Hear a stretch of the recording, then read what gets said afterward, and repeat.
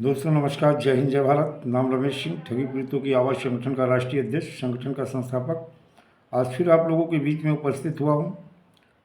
दोस्तों, आप लोगों से एक ही अनुरोध करेंगे, जिन लोगों ने अभी तक हमारे चैनल को सब्सक्राइब नहीं किया है, चैनल को सब्सक्राइब कर लें, ज़्यादा से ज़्यादा ग्रुप में शेयर कर दिया करें और अब कुछ नए ग्रुप भी बनाना शुरू करें, जिसमें अभिकर्ता और कार्यकर्ता साथियों को विभिन्न चिटफंड कंपनी और क्रेडिट कोऑपरेटिव सोसाइटी के जो पीड़ित जमाकर्ता या कार्यकर्ता हैं वो ग्रुप बनाएं और बना करके ज़्यादा से ज़्यादा संख्या में लोगों को जोड़ें और उन्हें जागरूक करें।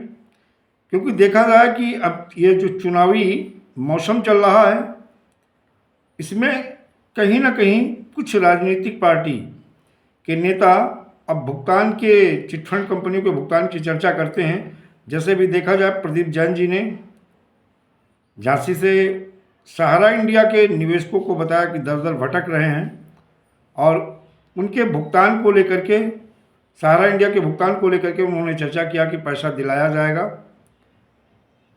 हो सकता है कि यह चुनावी जुमला ही हो सकता है कि कुछ थोड़ी बहुत सच्चाई भी हो, लेकिन नेताओं पे बहुत ज़्यादा भरोसा करना, मेरी समझ से बहुत सारे लोग हैं, एक मुहिम चला रखे हैं कि कोई किसी राजनीतिक पार्टी की बुराई करता, कोई किसी राजनीतिक पार्टी की बुराई, और उनकी वो अपनी उस मुहिम को चला ले। मुझे नहीं लगता कि वो पीड़ित जमा करता या कार्यकर्ता हैं, क्योंकि उन्हें अब राजनीति से मतलब है, वो भुगतान से या पीड़ित जमाकर्ताओं के पीड़ा से नहीं।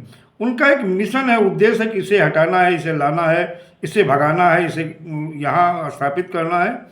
इनसे कोई फायदा है, पीड़ित जमाकर्ताओं को इससे क्या फायदा होगा। आज हम बीजेपी से लड़ रहे हैं, हिंदुस्तान के 42 करोड़ पीड़ित जमाकर्ताओं की लड़ाई। कल दूसरी कोई सरकार आएगी, चाहे कांग्रेस की आए, फिर हमें उससे भी लड़ना है, या कोई तीसरी राजनीतिक पार्टी की सरकार आएगी, उससे भी लड़ना है। आखिर हमारा हित कैसा होगा, कैसे होगा? हिंदुस्तान के 42 करोड़ पीड़ित जमाकर्ताओं का भुगतान कैसा होगा, कैसे होगा, ये समझ में अभी भी लोगों को नहीं। केवल अपनी एक मुहिम चला रखे हैं कि इन्हें हटाना है, इन्हें लाना है, इन्हें भगाना है, इन्हें स्थापित करना है, इन्हें ये करना। इससे हिंदुस्तान के 42 करोड़ पीड़ित जमाकर्ताओं का कोई लाभ नहीं होने वाला। मुझे लगता है कि समस्त जितनी भी राजनीतिक पार्टियां हैं, इनकी नीयत और मंशा 1% भी अच्छी नहीं दिखती है। अगर इनकी नीयत और मंशा अच्छी होती तो जिन जिन राज्यों में इनकी सरकारें थी, या जिन जिन राज्यों में वर्तमान जो केंद्र में सरकार है या स्टेट में इनकी गवर्नमेंटें हैं, इन्होंने 1% भी पीड़ित जमाकर्ताओं के लिए काम नहीं किया है। अगाहे बगाहे देखा जाए, सहारा इंडिया का कभी नाम कोई ले लेता है, कभी PSL इंडिया का ले लेता है, लेकिन जब 3 लाख कंपनी बंद करवाई गई हैं, उन छोटी कंपनी के पीड़ित जमाकर्ताओं कार्यकर्ताओं का कोई क्या नाम लेता है? क्यों नहीं? क्या उनकी पीड़ा नहीं है, या उनका पैसा नहीं है? उनकी कोई सुनने वाला नहीं है।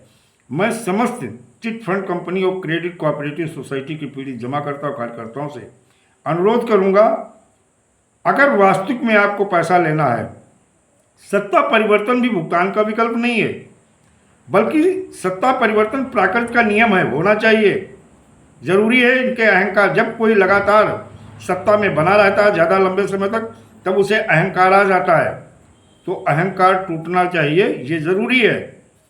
और इन्हें नसीहत मिलनी चाहिए वर्तमान सरकार को, क्योंकि पीड़ित जमाकर्ताओं का जिस तरह शोषण और उत्पीड़न हुआ है और फर्जी मुकदमा पंजीकृत किए गए और निवेशकों को भुगतान से दूर रखा गया है, इन्हें दंड मिलना चाहिए, ये सही है। लेकिन भुगतान का विकल्प मार्ग क्या है? या तो ये राजनीतिक मुद्दा बन जाए, राजनीतिक पार्टियां इस पीड़ित जमाकर्ताओं के दर्द और पीड़ा को उठाएं और ज़मीनी हकीकत जो है उसे देखें और भुगतान का रोड मैप बना करके, चाहे क्षतिपूर्ति राहत कोष बनाएं, या जो भी इन चिटफंड कंपनी की, क्रेडिट कोऑपरेटिव सोसाइटियों की जो भी संपत्ति है, चाहे चल हो और अचल हो, इसे फ्रीज करें, सेल आउट करें और भुगतान करवाएं। और नहीं तो क्षतिपूर्ति राहत कोष बना करके इन हिंदुस्तान के 42 करोड़ पीड़ित जमाकर्ताओं का भुगतान सुनिश्चित कराएं। अगर ये राजनीतिक पार्टियां ये सब करने में असफल हैं और ये नहीं करना चाहती हैं, तब फिर आपके पास मात्र अकेला विकल्प, हम जैसे न्यायालय की भी बात कर लेते हैं, सुप्रीम कोर्ट, हाई कोर्ट, उपभोक्ता forum, civil court, fast track court, इनके बहुत सारे आदेश आ चुके हैं, पहले भी आ गए हैं और बहुत सारे अभी भी लोग हम भी लड़ रहे हैं हाई कोर्ट में। और हाई कोर्ट के आर्डर भी सन 2000 WP 145/17 WP का ये जो आर्डर जबलपुर हाई कोर्ट से हुआ था, आज भी झेल रहे हैं। कागज़ पे सबको हमें न्याय मिल गया, कागज़ पे हमें पैसा मिल गया, लेकिन ज़मीनी हकीकत किसी एक भी पीड़ित जमाकर्ता का 1 रुपया भुगतान नहीं हुआ इन आदेशों के बाद। तब मात्र अकेला विकल्प बचता है वो आंदोलन। आंदोलन के अलावा कोई दूसरा रास्ता नहीं। आंदोलन में बाधा बन रहे हैं ठग संगठन, जो कि ठगी का काम कभी इस नाम से, कभी उस नाम से, कभी उस नाम से, मैं किसी संगठन का नाम नहीं लूँगा, लेकिन ठगी का काम, और वो ठगी भी करेंगे, आरोप कहते हैं ना, चोरी भी करेंगे, और आरोप साहूकारों पे लगाएंगे, ईमानदारों पे लगाएंगे, क्योंकि उनकी नीयत में भी खोट है। वो आपका भुगतान नहीं चाहते हैं। इस आंदोलन को, आपकी पीड़ा को एक लंबे समय तक खींचना चाहते हैं। दोस्तों, मैं अभी आप लोगों से अनुरोध करता हूं, अगर वास्तविक में आप लोगों को भुगतान चाहिए तो एक बड़े आंदोलन, चुनाव के बाद एक बड़े आंदोलन के लिए तैयार हो जाइएगा और सारे एकजुट हो जाइएगा। और आपका जो संगठन है ठगी पीड़ितों की आवाज़, इसके मेंबर बने, इसके साथ जुड़ें और जुड़ के अपने भुगतान का मार्ग भी सुनिश्चित कराएं। दोस्तों, जय हिंद, जय भारत, वंदे मातरम।